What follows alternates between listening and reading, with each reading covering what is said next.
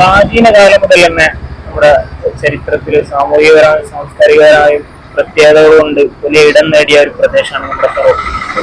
ഈ ഫറോക്കിന്റെ ഈ മഹത്തായ ചരിത്രത്തെ രേഖപ്പെടുത്തുന്നതിൽ അല്ലെങ്കിൽ ആ ചരിത്ര പഠനത്തിന് വിദ്യാർത്ഥികൾക്കും മറ്റൊക്കെ വലിയ സഹായമായിട്ടാണ് ശ്രീ വിജയകുമാർ സാറിന്റെ ഫറോക്ക് ഇന്നലെയിൽ നിന്നുള്ള പുസ്തകം നമ്മൾ വിലയിരുത്തുന്നത്.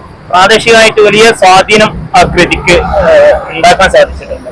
അപ്പോ നമ്മൾ ഇന്നിവിടെ ആ കൃതിയെയും അതിന്റെ രചയിതാവിനെയും നേരിട്ട് പരിചയപ്പെടാനാണ് ഉദ്ദേശിക്കുന്നത്. അഭിമുഖത്തിലേക്ക് കടക്കുകയാണ്. ആദ്യം ഞാൻ നേരത്തെ സൂചിപ്പിച്ച പോലെ നമ്മുടെ ഫറോക്കിന്റെ വലിയ ചരിത്ര പ്രാധാന്യമുള്ള ഈ മണ്ണിന്റെ ഫറോക്കിന്റെ ചരിത്രത്തെ രേഖപ്പെടുത്തുന്നതിൽ സാറിന്റെ കൃതി വലിയ സ്വാധീനം ചെലുത്തിയിട്ടുണ്ട്. പ്രത്യേകിച്ചും പ്രാദേശികമായിട്ടുള്ള നമ്മുടെ നാട്ടുകാർക്ക് ഫറോക്കിന്റെ ചരിത്രം, പ്രാചീന കാലം മുതലുള്ള ചരിത്രം പഠിക്കാൻ അത് വലിയ സഹായകമായിട്ടുണ്ട്. അപ്പൊ ഇത്തരത്തിലുള്ള ഒരു മഹത്തായ കൃതി രചിക്കുന്നതിലേക്ക് സാറെ പ്രേരിപ്പിച്ച ഘടകങ്ങൾ എന്തൊക്കെയാണ്? പ്രേരിപ്പിച്ച ഘടകങ്ങൾ ഒട്ടനവധി ഉണ്ട്. അതില് പ്രധാനപ്പെട്ടത് ഫറോക്കിന്റെ ഒന്ന് സാക്ഷരതാ പ്രവർത്തന കാലത്ത് തുടങ്ങിയിട്ടുള്ള ഒരു അന്വേഷണമാണ്. മറ്റൊന്ന് ജനകീയാസൂത്രണത്തിന്റെ തുടക്കത്തില് തലങ്ങും വിലങ്ങും നാട്ടറിവ് ശേഖരിച്ചുകൊണ്ടുള്ള ഫറോക്കിലെ തലങ്ങും വിലങ്ങുമുള്ള യാത്രകള്. ഇതിലെ ചരിത്രകാരന്മാർ അബ്ദുറഹ്മാൻ കുറ്റേക്കാരനെ പോലെയുള്ള എന്റെ ചരിത്ര അധ്യാപകൻ സാമൂഹ്യ പാഠത്തിന്റെ ആദ്യാക്ഷരങ്ങൾ എനിക്ക് പറഞ്ഞു തന്നത് അബ്ദുറഹ്മാൻ കുറ്റേക്കാരനെ പോലെയുള്ള ചരിത്രകാരന്മാരാണ്. അപ്പൊ അദ്ദേഹത്തിന്റെ ഒരു പ്രചോദനം ഇതെല്ലാം കൂടി ചേർന്നിട്ടാണ്. അതുപോലെ തന്നെ കോട്ട സംരക്ഷണവുമായി ബന്ധപ്പെട്ടുകൊണ്ട് ഫറോക്കിലെ ഒരു ചരിത്ര സ്മാരകം തന്നെ ഇത്ര പ്രധാനപ്പെട്ട മലബാറില് വളരെ പ്രധാനപ്പെട്ട ഒരു ചരിത്ര സ്മാരകമാണ് കോട്ടക്കുന്നിലുള്ളത്. അത് ഇന്ന് അത് വേണ്ടത്ര സംരക്ഷിക്കപ്പെടുന്നുണ്ടോ എന്ന് ചോദിച്ചാൽ ഇല്ല. അപ്പൊ അതുമായി ബന്ധപ്പെട്ട പഠനങ്ങളും ഫറോക്കിന്റെ മധ്യകാലത്ത് നിന്ന് അങ്ങോട്ടും ഇങ്ങോട്ടുള്ള യാത്രകൾ, അതുപോലെ തന്നെ ടിപ്പുവിന്റെ കാലത്തെ സാമൂതിരിയുടെ കാലത്തെ ചരിത്രമൊക്കെ ശേഖരിച്ചു വന്നപ്പോ അതിന്റെ പ്രാചീന കാലത്തേക്കും അതുപോലെ തന്നെ ഇന്നത്തെ വർത്തമാന കാലത്തിലേക്കുള്ള ചരിത്രത്തിലൂടെയുള്ള ഒരു യാത്രയാണ് ആരംഭിക്കുന്നത്. അപ്പൊ അങ്ങനെയുള്ള യാത്രയില് ഒരുപാട് കാരണന്മാരുമായിട്ട് അതുപോലെ തന്നെ അവരുടെ മൊഴികളുമായിട്ട് ബന്ധപ്പെട്ടുകൊണ്ട് കുറെ ശേഖരിക്കുകയും, അതായത് വാമൊഴിയുടെയും വരമൊഴിയുടെയും ആണ് ഞാൻ അധികം ശേഖരിക്കുന്നത്. വാമൊഴിയിലൂടെ കാരണന്മാരുമായി സംവദിക്കുന്ന സമയത്ത് അവർ പോലും അറിയാതെ വിവരങ്ങൾ ശേഖരിക്കുന്ന ഒരു രീതിയാണ് ഞാൻ അന്ന് അവലംബിച്ചിരുന്നത്. ഒട്ടനവധി ആളുകളുമായിട്ട് സംവദിച്ചിട്ടുണ്ട് ഇതിനു വേണ്ടിയിട്ട്. എന്നാലും എന്റെ ചരിത്രം അപൂർണമാണെന്നും അതുപോലെ തന്നെ ഇനിയും അത് പൂർത്തീകരിക്കേണ്ടതുണ്ടെന്നും അതിന് ഇനിയും ഒരുപാട് പഠനങ്ങൾ വേണമെന്നും ഞാൻ ഇപ്പോഴും വിശ്വസിക്കുന്ന ഒരാളാണ്. ഈ ഒരു പ്രവർത്തനം എന്തുകൊണ്ട് പ്രശംസനാർഹമാണ്. നമ്മുടെ ഈ പുസ്തകം, ഈ ഒരു കൃതി നമ്മൾ വായിക്കുമ്പോൾ തന്നെ അതല്ലാതെ മറ്റു പഠനങ്ങൾ നടത്തുമ്പോഴൊക്കെ ഫറോക്കിന്റെ ഈ ചരിത്രത്തിന് ഏറ്റവും പ്രധാന ഘടകമായിട്ട് നമുക്ക് മനസ്സിലാക്കാൻ പറ്റുന്നത് ഫറോക്കിന്റെ ഭൂപ്രകൃതിയാണ്. അപ്പൊ ഫറോക്കിന്റെ ആ ഭൂപ്രകൃതി എങ്ങനെയാണ് ഫറോക്കിന്റെ ചരിത്രത്തിൽ വലിയ സ്വാധീനങ്ങൾ സൃഷ്ടിക്കാൻ സഹായകമായത് ഇതിനെ കുറിച്ചും? തീർച്ചയായിട്ടും സാറിപ്പ ചോദിച്ചുള്ള ചോദ്യം വളരെ ആവേശം തരുന്ന ഒന്നാണ്. ഓരോ ചരിത്ര വിദ്യാർത്ഥിയും ഓരോ സാംസ്കാരിക പ്രവർത്തകരും മനസ്സിലാക്കേണ്ട ഒന്നാണ്.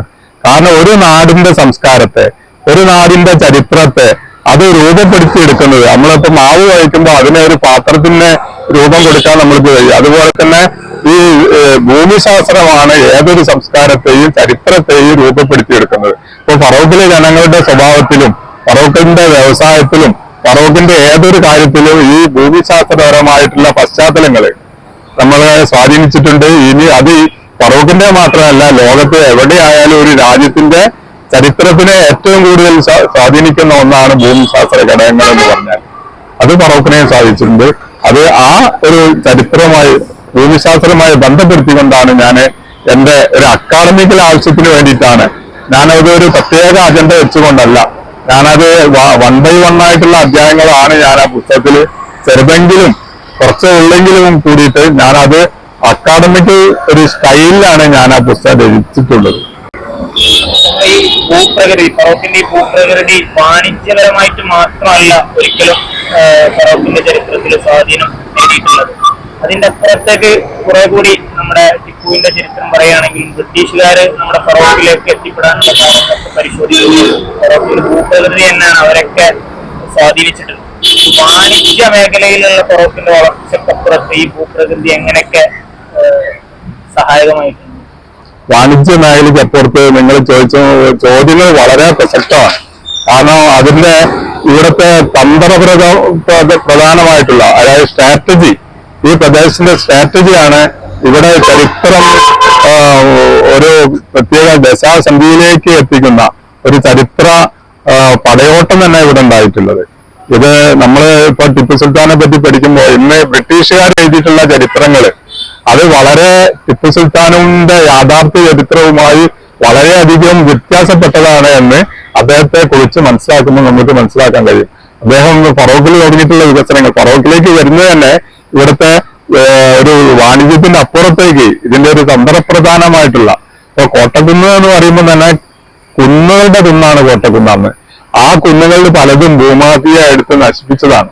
അതിന്റെ സംരക്ഷണം 1991 2 വിജ്ഞാപനത്തിലൂടെ എതിരാളികളൊന്നും ഇല്ലാതെ പ്രഖ്യാപിച്ചതിന് ശേഷം ഭൂമി എടുത്ത ആളുകളാണ് ഇന്ന് അത് നശിപ്പിക്കുന്നതിനും അതിന്റെ വികസനത്തിന് ഏറ്റവും വിലങ്ങുതടിയായിട്ട് ഇന്ന് പ്രവർത്തിച്ചുകൊണ്ടിരിക്കുന്നത്. അപ്പൊ ടിപ്പു സുൽത്താന്റെ കാലത്ത് ടിപ്പു സുൽത്താൻ ഇങ്ങോട്ട് വരുന്നത് അത് ഇവിടുത്തെ തന്ത്രപ്രധാനമായിട്ടുള്ള ഈ സമുദ്രത്തിന്റെ സാന്നിധ്യം, അതുപോലെ തന്നെ കുന്നുകളുടെ കുന്നായ കോട്ടക്കുന്ന്, അതുപോലെ തന്നെ ചാലിയാറിന്റെ സാന്നിധ്യം, അവിടുത്തെ ഭൂമിശാസ്ത്രപരമായിട്ടുള്ള ഈ കോട്ടക്കുന്നിലെ പ്രത്യേകതകള്, അതുപോലെ തന്നെ മഹാശിലാ സ്മാരകങ്ങൾ, മെഗാലിത്സ്. ഈ മെഗാലിത്സ് അവിടെ ഒരുപാട് സൗകര്യങ്ങള് ഈ ടിപ്പുവിന് ആയുധങ്ങൾ ശേഖരിച്ചു വെക്കാനും ഒക്കെ സഹായകമായിട്ടുണ്ട്. മാത്രമല്ല ശത്രുക്കൾക്ക് പോലും ദൂരത്തുനിന്ന് കാണാൻ കഴിയാത്ത രീതിയിലുള്ള മെഗാലിത്സ് ഈ ടിപ്പുവിനെ പടയോട്ടത്തിൽ വളരെയധികം സഹായിച്ചിട്ടുണ്ട്. സാറ് നേരത്തെ സൂചിപ്പിച്ച ഒരു മേഖലയിലേക്കാണ് അടുത്ത ചോദ്യം. നേരത്തെ പറഞ്ഞതുപോലെ ഫറോക്കിന്റെ ചരിത്രം പഠിക്കുന്ന ഒരു വിദ്യാർത്ഥിയെ സംബന്ധിച്ചിടത്തോളം, അല്ലെങ്കിൽ ഫറോക്കിന്റെ ചരിത്രം വായിക്കുന്ന ഒരു വ്യക്തിയെ സംബന്ധിച്ചിടത്തോളം, ഫറോക്കിന്റെ ചരിത്രത്തിൽ സാമൂതിരിയുമായിട്ടുള്ള ഒരു ബന്ധം അതൊരിക്കലും നമുക്ക് വിസ്മരിക്കാൻ പറ്റാത്തതാണ്. നമ്മള് ചാലിയം കോട്ടയം, ചാലിയം യുദ്ധവുമായി ബന്ധപ്പെട്ടൊക്കെ ചരിത്രം പഠിക്കുന്ന സമയത്ത് സാമൂതിരി വെച്ചു പുലർത്തിയിട്ടുള്ള അല്ലെങ്കിൽ പ്രോത്സാഹിപ്പിച്ചിട്ടുള്ള ഒരു മതസൗഹാർദ്ദവും, അതുപോലെ ഫറോക്കിന്റെ വികസനത്തിന് അവിടുന്ന് ചെയ്തിട്ടുള്ള മുൻകൈയെടുത്ത് പ്രവർത്തിച്ചിട്ടുള്ള ഒരുപാട് കാര്യങ്ങൾ നമുക്ക് കാണാൻ കഴിയും. എങ്ങനെയാണ് സാറിന്റെ വീക്ഷണത്തിൽ നോക്കിക്കാണുന്നത്? ഏകദേശം മധ്യകാല ചരിത്രത്തിന്റെ ഭാഗമായിട്ടാണ് സാമൂതിരി ഫറോക്കുമായി ബന്ധപ്പെടുന്നത്. അത് ഈ സാമൂതിരി കോഴിക്കോട് പിടിച്ചെടുക്കുന്നതിന് വളരെയധികം 48 വർഷത്തെ യുദ്ധത്തിന് ശേഷമാണ് നെടിയിരിപ്പുണ്ടായിരുന്ന, സത്യത്തില് ഒരു തമാശ രൂപത്തിൽ പറയുകയാണെങ്കിൽ കുണ്ടോട്ടിക്കാരൻ ആണ് നമ്മുടെ കോഴിക്കോടിന്റെ അധിപനായ ചക്രവർത്തിയായി വന്നത് എന്നുള്ളതാണ്. കാരണം നെടിയിരിപ്പിലെ 2 യുവാക്കളാണ് നമ്മുടെ ചെയർമാൻ അവസാനത്തെ പെരുമാള് മക്കയിലേക്ക് പോകാൻ പുറത്തുമ്പോ എല്ലാം ദാനം ചെയ്യുകയുണ്ടായി, സ്വത്തുകളൊക്കെ. അതിൽ അവസാനമായിട്ട് ഒരു കോഴി കൂവിയാൽ കേൾക്കുന്ന പ്രദേശവും ചുള്ളിക്കാടും ഒക്കെ ഈ പൂന്തറ യുവാക്കളോട്, നെടിയിരിപ്പിൽ നിന്ന് വന്നിട്ടുള്ള യുവാക്കളോട് എത്തിക്കൊള്ളാൻ പറഞ്ഞു. അവരുടെ പിന്മുറക്കാരാണ് പിന്നെ സാമൂതിരിമാരായിട്ട് ഏറാടിമാരാണ് അവരാണ് കോഴിക്കോട് നീണ്ട 48 വർഷത്തെ ഉപജാപങ്ങൾക്കും എല്ലാം ശേഷം കോഴിക്കോട് പിടിച്ചടക്കി അങ്ങനെ തുറമുഖം ഉണ്ടായിരുന്നു. പക്ഷെ ആ തുറമുഖത്തിന്റെ സംരക്ഷണം, അതുപോലെ തന്നെ സാമൂതിരി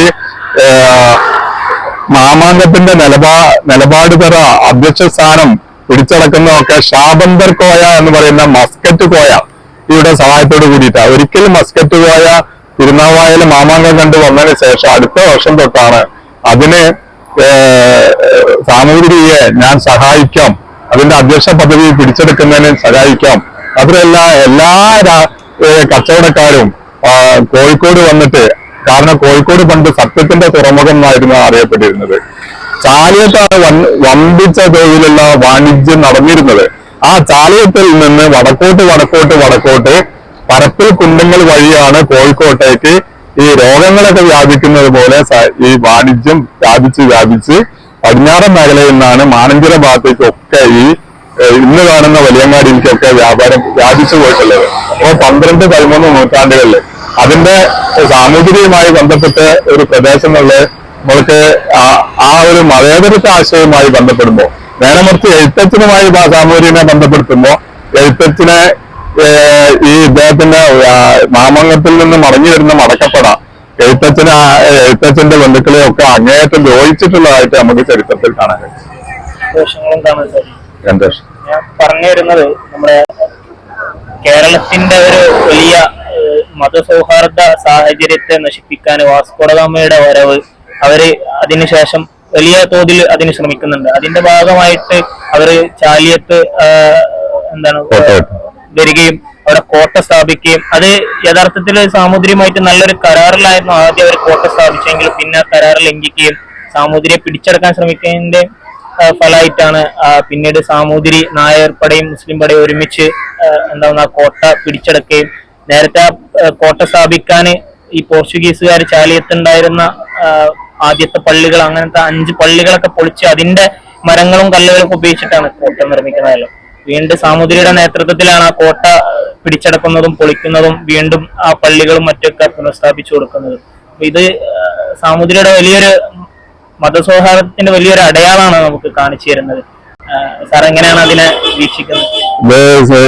സത്യത്തിൽ നമ്മൾ ചരിത്രത്തിൽ വേണ്ടത്ര ആവിഷ്കരിക്കപ്പെടാത്ത കുഞ്ഞാലിമരക്കാരുടെ ഒരു ചരിത്ര പാരമ്പര്യത്തിലേക്ക്, പോരാട്ടത്തിലേക്ക് വേണ്ടത്ര പോവാതെ അത് സാമൂഹികയിൽ തന്നെ തളം കെട്ടി കിടക്കുന്ന ഒരു കാഴ്ചയാണ് നമുക്ക് കാണാൻ കഴിയുന്നത്. കാരണം അദ്ദേഹത്തിന് ഈ 40 കൊല്ലം അവിടെ ഈ പോർച്ചുഗീസ് കോട്ട നിൽക്കാൻ അനുവദിച്ചിട്ടുള്ളൂ. അപ്പൊ സാമൂതിരിക്ക് ആദ്യം കൊടുത്തത് അബദ്ധമായി തോന്നുകയും പിന്നീട് അതിൽ നിന്ന് മോചനം നേടാൻ ആഗ്രഹിക്കുകയും ചെയ്തപ്പോ അവരെ കുഞ്ഞാലിമരക്കാർ മൂന്നാമനാണ് അതിനു വേണ്ടിയിട്ട് ഏറ്റവും വലിയ പോരാളി എന്ന് പറഞ്ഞാൽ കുഞ്ഞാലിമരക്കാർ മൂന്നാമനാണ്. ആ മൂന്നാമന്റെ സഹായത്തോട് കൂടിയിട്ടാണ് പോർച്ചുഗീസ് കോട്ട പൊളിക്കുന്നതും വളരെ തന്ത്രപരമായി വളരെ നീണ്ടു നിന്ന ഒരു പ്രയത്നത്തിന് ശേഷമാണ് അവരെ പട്ടിണിക്കിടുകയും അങ്ങനെ അവര് സ്വയമേവ കീഴടക്കുകയും അങ്ങനെ അത് പൊളിച്ചു കളയുകയും അതിന്റെ അവശിഷ്ടം ഇന്നും ചാലിട്ട് പോയാല് അവിടെ മുല്ലമ്മൽ എന്ന് പറയുന്ന പ്രദേശത്ത് മുല്ലമ്മൽ കോട്ട ഇത് കാണാൻ കഴിയും. അതിന്റെ ഫൗണ്ടേഷൻ നമുക്ക് കാണാൻ കഴിയും. അപ്പൊ മതേതരത്വത്തിന്റെ ഒരു തെളിവായിട്ട് തന്നെയാണ് നമ്മൾ കുഞ്ഞാലിമരക്കാരുമായിട്ടുള്ള സാമൂതിരിയുടെ ചരിത്രത്തെ എപ്പോഴും അപേക്ഷയോട് കൂടി നോക്കിക്കാണുന്നത്. കാരണം എക്കാലവും കോഴിക്കോട് ഒരു നമ്മുടെ ആതിഥ്യ മര്യാദ പുലർത്തുന്ന, അതുപോലെ തന്നെ മതേതരത്വം ഏറ്റവും കൂടുതൽ വെച്ച് പുലർത്തുന്ന, ഇവിടെ ലോകത്തെ എവിടെ വർഗീയ കലാപങ്ങൾ നടന്നാലും കോഴിക്കോട് കലാപം നടക്കാത്ത ഒരു ഈ കാരണത്തിന് അടിസ്ഥാനപരമായിട്ടുള്ള ഇവിടെ ചിരപുരാതന കാലം തൊട്ട് നിലനിൽക്കുന്ന ഇവിടുത്തെ മനുഷ്യതയിൽ കുടികൊള്ളുന്ന മതേതര ബോധമാണ്. ഇന്ന് സാഹിത്യ നഗരമെന്ന പദവി അന്താരാഷ്ട്ര തലത്തിൽ നമ്മൾക്ക് ലഭിക്കുമ്പോൾ നമ്മൾ അങ്ങേയറ്റ് സാംസ്കാരിക പ്രവർത്തനം എന്നുള്ള നിലയ്ക്ക് നമ്മളും നിങ്ങളൊക്കെ അതിലെ ഒരു ആവേശത്തിലാണ്. അടുത്തതായിട്ട് സാറ് നേരത്തെ സൂചിപ്പിച്ചു സംസാരത്തിൽ, ഈ സമീപകാലത്തായിട്ട് പല ചരിത്രകാരന്മാരും മറ്റും നമ്മുടെ ടിപ്പു സുൽത്താനെ കുറിച്ച് മനഃപൂർവ്വമായിട്ട് അവമതിച്ചുകൊണ്ട് ചരിത്രത്തിന്റെ യാഥാർത്ഥ്യങ്ങളെ മാറ്റി നിർത്തി അല്ലെങ്കിൽ ഒളിച്ചു വെച്ചുകൊണ്ട് അപഹസിക്കുന്ന ഒരു രൂപമാണ് നമ്മൾ കണ്ടുവരുന്നത്. എന്നാൽ ഫറോക്കിന്റെ ഒരു ചരിത്രം കൃത്യമായി പഠിക്കുന്ന ഒരു വ്യക്തിക്ക് ടിപ്പു എന്താണെന്നും ടിപ്പുവിന്റെ ചരിത്രം എന്തായിരുന്നു എന്നും നമുക്ക് ശരിക്കും മനസ്സിലാക്കാൻ കഴിയും. അപ്പൊ ഈ ഫറോക്കിന്റെ ഒരു ചരിത്രം മുൻനിർത്തിക്കൊണ്ട് ടിപ്പുവിനെ നമുക്ക് എങ്ങനെയാണ്, ടിപ്പുവിന്റെ ആ ഒരു ചരിത്രത്തിലെ യാഥാർത്ഥ്യത്തെ നമുക്ക് എങ്ങനെയാണ് നോക്കിക്കാണാൻ സാധിക്കും? നേരത്തെ പറഞ്ഞ പോലെ ഭൂമിശാസ്ത്രപരമായിട്ടുള്ള ഒരു ഇതിന്റെ തന്ത്ര പ്രാധാന്യം തന്നെയാണ് ടിപ്പു സുൽത്താനെ ഇങ്ങോട്ടേക്ക് ആകർഷിക്കുന്നത്. അത് നമ്മളെ ഈ ചാലിയാറ് മുറിച്ചു കടന്നുകൊണ്ടാണ് അദ്ദേഹം ചന്തക്കടവിലാണ് എത്തുന്നത്. അതാണ് അവിടെ ഈ ശരിക്കും ഫറോക്കിന്റെ ഒരു ഗേറ്റ് വേ ഓഫ് ഇന്ത്യ എന്ന് പറയാവുന്ന സ്ഥലമാണ് ഈ ചന്തക്കടവ് എന്ന് പറയുന്ന സ്ഥലം. അതിൽ തന്നെ അദ്ദേഹം അവിടെ പിൽക്കാലത്ത് ടിപ്പു പോയതിനു ശേഷം അവിടെ ഒരു വാണിജ്യ കേന്ദ്രമായിരുന്നു ഈ ചന്ത എന്ന് പറയുന്ന സ്ഥലം. ചന്തയിൽ നിന്ന് അങ്ങോട്ട് മേലോട്ട് 2 വശവും ഇന്ന് കാണുന്ന റോട്ടിലെ ആ റോഡ് തന്നെ നേരെ അപ്പുറത്തേക്ക് ഫറോക്കിലേക്ക് നീങ്ങുന്ന റോഡ് അത് കാരാടേക്ക് പോകുന്ന റോഡാണ്. ഫറോക്കിൽ എന്നുകൊണ്ട് ഒരുപാട് റോഡുകൾ, ഒന്ന് കാരാട് വഴി താമരശ്ശേരിയിലേക്കുള്ള റോഡ്, ഒന്ന് ചാലിയം തേറ്റുക കൊടുങ്ങല്ലൂർ റോഡ്, മറ്റൊന്ന് കുണ്ടോട്ടി അടവണ്ണ വഴി ഊട്ടിയിലേക്കുള്ള റോഡ്, മറ്റൊന്ന് കോട്ടക്കൽ വഴി വെങ്കടക്കോട്ട വഴി കോയമ്പത്തൂരിലേക്കുള്ള റോഡുകൾ. അങ്ങനെ ഫറോക്കിൽ നിന്ന് 4 റോഡുകൾ അദ്ദേഹം നിർമ്മിച്ചിട്ടുണ്ട്.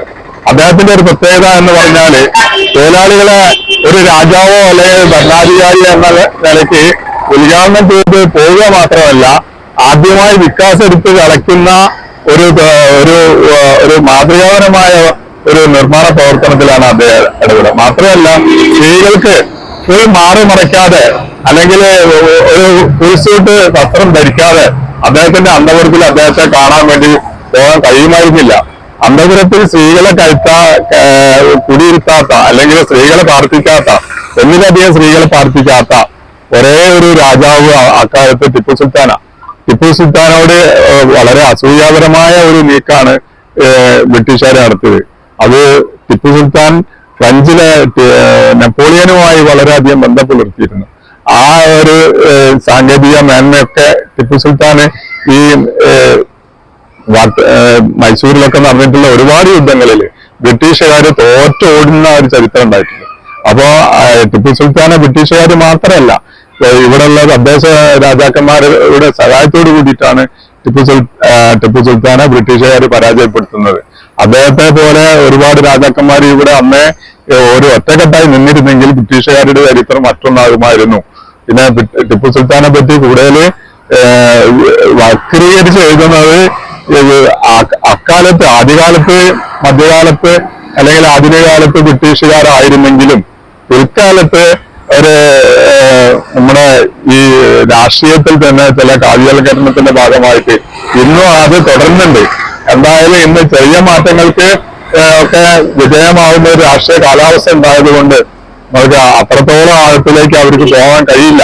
ഇരുട്ടിന്റെ ശക്തികൾക്ക് കൂടുതൽ ആഴത്തിലേക്ക് പോകാൻ കഴിയാത്ത ഒരു സാഹചര്യം ഇന്ത്യ രാഷ്ട്രീയത്തിൽ വളർന്നു വന്നിട്ടുണ്ട്. അത് സാധാരണ ജനങ്ങളുടെ ഒരു യുക്തിബോധം തന്നെയാണ്. ഏത് മതത്തിൽ വിശ്വസിച്ചാലും ഏത് രാഷ്ട്രീയ പാർട്ടിയിൽ വിശ്വസിച്ചാലും ഒരു അവരിൽ അന്തർലീനമായിട്ടുള്ള ഒരു നല്ല ബോധം അവരിലുണ്ട് എന്നത് നമ്മൾക്ക് കാണാതിരിക്കുന്നതാണ്.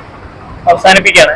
അവസാനത്തെ ചോദ്യത്തിലേക്ക് ഞാനിങ്ങനെ നിരീക്ഷിക്കുമ്പോൾ നമ്മളെ ഫറോക്കിന്റെ ചരിത്രത്തെ പഠിക്കുമ്പോഴും അല്ലെങ്കിൽ അവതരിപ്പിക്കുമ്പോഴൊക്കെ പലപ്പോഴും ഫറോക്കിന്റെ ചരിത്രത്തിലുണ്ടായ സാഹിത്യ ചരിത്രത്തെ വിസ്മരിച്ചു പോകുന്നുണ്ടോ എന്ന് ഞാൻ സംശയിക്കുകയാണ്.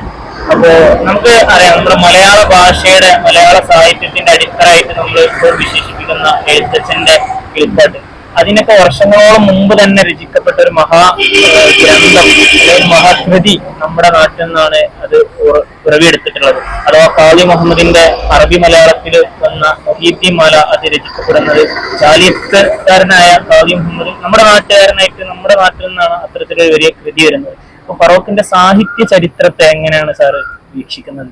ഫറോക്കിന്റെ സാഹിത്യ ചരിത്രത്തിൽ അത്ര അവഗാഹമായിട്ടുള്ള ഒരു പഠനം നടത്താൻ വേണ്ടി സാധിച്ചിട്ടില്ല. ഇവിടെ നിലനിന്നിരുന്ന പഴയ വാക്കുമൊഴികളും അതുപോലെ തന്നെ പഴയ സ്വാതന്ത്ര്യ സമരകാലത്തെ പാട്ടുകളും ഇടക്കാലത്ത് ഉണ്ടായിട്ടുള്ള തിരുവാതിര പോലെയുള്ള അങ്ങനെ പഴയ ഓരോ ആഘോഷത്തിന്റെ കാലഘട്ടത്തിലൊക്കെ ഉണ്ടായിട്ടുള്ള ചില ഈരടികളൊക്കെ നമ്മളെ അന്നത്തെ ആ മനുഷ്യനെ സാംസ്കാരികമായി ഉയരുന്നതിന് വേണ്ടിയിട്ടുള്ള ഓരോ പ്രചോദനങ്ങളായിരുന്നു, അല്ലെ അന്നത്തെ കാലത്തെ മോട്ടിവേഷനുകളായിരുന്നു.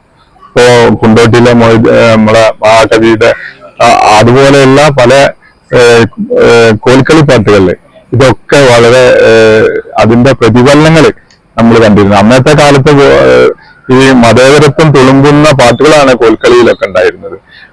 അതേപോലെ തന്നെ ഈ ഒരു ഭാഗത്ത് ഇപ്പൊ ശ്രീകൃഷ്ണനെ പ്രകടിപ്പിച്ചുകൊണ്ടുള്ള കോൽക്കളി പാട്ടുകളായാലും ശരി, അന്ന് മനുഷ്യന്റെ ഉന്നമനം ലക്ഷ്യം വെച്ചുകൊണ്ടുള്ളതായിരുന്നു അന്ന്. അപ്പോ പണ്ടൊക്കെ പറഞ്ഞു കേട്ടിട്ടുണ്ട്, കരിഞ്ചന്തക്കാരനും പൂഴ്ത്തിവെപ്പുകാരനും കരിനാഗം കൊത്തിപ്പോട്ടന്റെ അയ്യപ്പ എന്ന് പറഞ്ഞുകൊണ്ട് ശബരിമലക്ക് പോകുമ്പോൾ സ്വാമികള് ശരണം വിളിച്ചിരുന്നു എന്നാ പറയുന്നത്. അതെ, അങ്ങനെ ഒരു ഇടപെടലുണ്ടായിരുന്നു അന്നൊക്കെ. അങ്ങനെ ഇപ്പൊ എന്റെ വീടിന്റെ അടുത്തുള്ള പള്ളിത്തറയുടെയും അതുപോലെ തന്നെ കരിന്തിരുത്തി വലിയ മണമ്പത്തുള്ള പള്ളിയുടെയും മിനാരം അല്ലെങ്കിൽ അതിന്റെ ഫ്രണ്ട് വ്യൂ, അതിന്റെ ആദ്യത്തെ കാഴ്ച ഒരുപോലെയായിരുന്നു. ആ പഴക്കൊല ഇപ്പോഴും കരിന്തിരുത്തി പള്ളിയിലായി കാണാമെങ്കിൽ പള്ളിത്തറയിൽ അത് പൊളിച്ച് പോയിട്ട് ആ ചരിത്രത്തിൽ നിന്ന് നശിപ്പിക്കപ്പെട്ടിട്ടുണ്ട്. അത് കണ്ടു. കാരണം പണിക്കാർക്ക് അന്ന് അവരെ സംബന്ധിച്ചിടത്തോളം അവര് പഠിച്ചിട്ടുള്ള തത്വശാസ്ത്രം അത് പ്രയോഗിക്കാൻ മാത്രമല്ല, അതില് മറ്റൊരു കാഴ്ചപ്പാട് അതിലുണ്ടായിരുന്നില്ല. അവർക്ക് അറിയുന്ന വിദ്യ, അത് പള്ളി ആയാലും അമ്പലമായാലും, പിന്നെ ഒരുപാട് നമ്മളെ ഈ പല സ്ഥലത്തും ചില ഉത്സവങ്ങൾ തുടങ്ങുന്നതിന് ഇപ്പൊ നരിക്കിനി പോലെയുള്ള സ്ഥലത്ത് മുസ്ലിം വീടുകളിൽ നിന്ന് 10 വായ കൊണ്ടുവന്ന് മാത്രമേ ഇത് നടത്താൻ പറ്റുള്ളൂ. ഇപ്പൊ ഇന്ന് ഞാനൊരു കരുനാഗപ്പള്ളി അമ്പലത്തിൽ ഒരു വാട്സപ്പിൽ കണ്ടൊരു കാഴ്ച. അത് ഒരു അറബി ഇവിടെ വയലിൻ വായിക്കുകയാണ്. നമ്മളെ ഈ ശബരിമലയുമായി ബന്ധപ്പെട്ട ഒരു കീർത്തനം അദ്ദേഹം വയലിനില് വായിക്കുന്നു. ഒരു അറബ് നാട്ടിൽ നിന്ന് വന്നിട്ടുള്ള ഒരു കലാകാരൻ. അപ്പൊ അതൊക്കെ അങ്ങനെ മനുഷ്യരുടെ മനസ്സിൽ, സാധാരണ മനുഷ്യരുടെ മനസ്സിൽ ഒരു വർഗീയതയില്ല, സാധാരണ ജീവിച്ചു പോകണമെന്നുള്ള ഒരു ആഗ്രഹം മാത്രമാണ്. മറ്റുള്ളതെല്ലാം എന്താണ് അയാളിൽ ചെലുത്തുന്ന മറ്റ് അജണ്ടകളാണ്. സാധാരണ മനുഷ്യനെ സംബന്ധിച്ചിടത്തോളം അത് ഏത് വസ്ത്രം ധരിച്ചാലും ഏത് മഹത്വപ്പെട്ട സാധാരണ മനുഷ്യനായാലും അവന്റെ ഉള്ളിൽ അവന്റെ കുടുംബം, അവന്റെ നാട്, അവന്റെ രാജ്യം, അവന്റെ ജോലി, അങ്ങനെ അല്ലാതെ ഒരു മറ്റൊരു ചീത്ത ചിന്താഗതിയും വരുന്നില്ല എന്നുള്ളതാണ്. മറ്റുള്ളതൊക്കെ ഒരു സ്പോൺസേഡ്, ഇപ്പൊ മണിപ്പൂരായാലും എവിടെ ആയാലും അതൊക്കെ ഒരു സ്പോൺസേഡ് കലാപമായിട്ട് നമ്മൾക്ക് പത്രദ്വാര അറിയാൻ കഴിയുന്നുണ്ട്. അവിടെയൊക്കെ അതിന്റെ സാമ്പത്തിക ലാഭത്തിന് വേണ്ടിയിട്ട് മനുഷ്യരെ തമ്മിലടിപ്പിക്കുന്ന ഒരു കാഴ്ച നമുക്ക് കാണാൻ കഴിയും. അപ്പൊ മൊയ്തീൻ മാലയെ പോലെയുള്ള, അതേപോലെ തന്നെ ഇവിടുത്തെ പഴയ അറബി പാർട്ടികളെ പോലെയുള്ള ഒരുപാട് സാഹിത്യ സൃഷ്ടികൾ നമ്മുടെ സാംസ്കാരിക ഉന്നമനത്തിന് വേണ്ടി ഫറൂഖിന്റെ ചരിത്രത്തിലൊക്കെ അത് വളരെ മുതൽക്കൂട്ടായിട്ടുണ്ട് എന്ന് നമുക്ക് കാണാൻ കഴിയും. ചരിത്രത്തില് അപ്പോ ഫറൂഖ് നമ്മൾ ഇതുവരെ സംസാരിച്ച പോലെ തന്നെ സാഹിത്യ രംഗത്തും വലിയ ചരിത്രങ്ങൾ നമുക്ക് സംസാരിക്കാനുണ്ട് എന്നാണ് സാറ് പറഞ്ഞത്. നമുക്ക് ഖാദി മുഹമ്മദിന്റെ മൊഹീദ്ദീൻ മാല മാത്രമല്ല, നേരത്തെ ഉത്സവത്തിലൊക്കെ പ്രകടിപ്പിക്കാൻ പറ്റും. നേരത്തെ സംസാരിച്ച നമ്മുടെ സാമൂതിരിയുടെ ചാലി യുദ്ധവും ചാലിയും കോട്ടയും തമ്മിലുള്ള ചരിത്രമൊക്കെ ഖാദി മുഹമ്മദ് ഒരു കവിതയായിട്ടും വലിയൊരു കൃതിയായിട്ട് തന്നെ ആ ഒരു ചരിത്രം മാത്രം രചിച്ചിട്ടുണ്ടെന്നാണ് ചരിത്രത്തിൽ കാണാൻ കഴിയുന്നത്. മുബീനുൽ സാമിരി ഇല്ലദീന യുഹിബ്ബുൽ മുസ്ലിമീൻ എന്നാണ് അതിന് പേര് തന്നെ കൊടുക്കുന്നത്. അഥവാ മുസ്ലിങ്ങളെ സ്നേഹിച്ച സാമൂതിരിയുടെ വ്യക്തമായ വിജയം എന്നാണ് ആ കൃതിക്ക് ഖാദി മുഹമ്മദ് പേര്. അപ്പൊ എന്നിരുന്നാലും അവസാനിപ്പിക്കുകയാണ്. നമ്മുടെ ഫറൂഖിന്റെ ചരിത്രത്തിൽ സാംസ്കാരികപരമായിട്ടും സാമൂഹികപരമായിട്ടും സാഹിത്യപരമായിട്ടും വലിയ ഇടപെടലുകൾ ഉണ്ടായിട്ടുണ്ട്. അപ്പോൾ നമ്മുടെ ഇന്ന് നമ്മോടൊപ്പം ഈ തിരക്കേറിയ സമയത്ത് നമ്മോടൊപ്പം സംവദിക്കാൻ വേണ്ടി സമയം കണ്ടെത്തിയ ജയകുമാർ സാറിന് ഫറൂഖ് ഡിവിഷന്റെ പേരിൽ എല്ലാവിധ കൃതജ്ഞതകളും രേഖപ്പെടുത്തുകയാണ്.